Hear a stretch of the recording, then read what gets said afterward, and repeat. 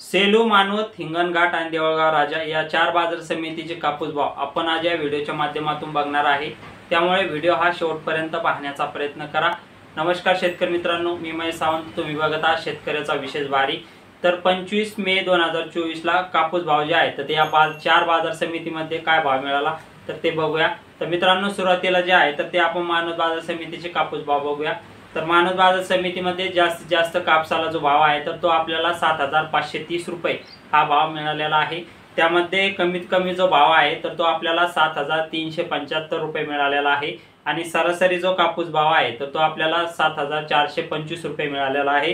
त्यामध्ये रेंटच कापसाला 6200 रुपयापासून ते 7000 रुपयापर्यंत रेंटच कापसाला मानवत बाजार समितीमध्ये भाव मिळालेला आहे।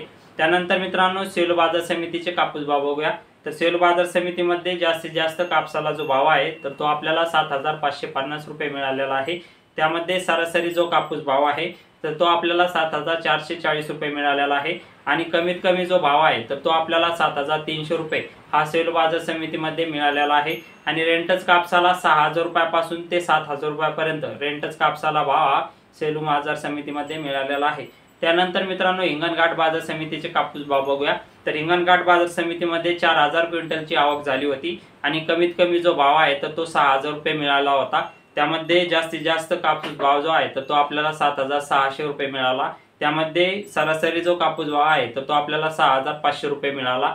त्यानंतर मित्रांनो, देऊळगाव राजा बाजार समितीचे कापूस भाव बघूया।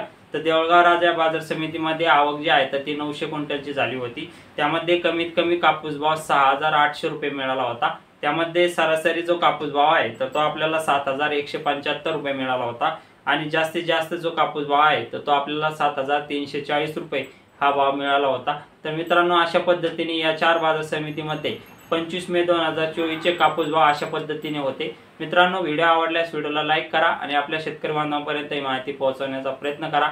तर मित्रांनो, धन्यवाद। जय जवान जय किसान।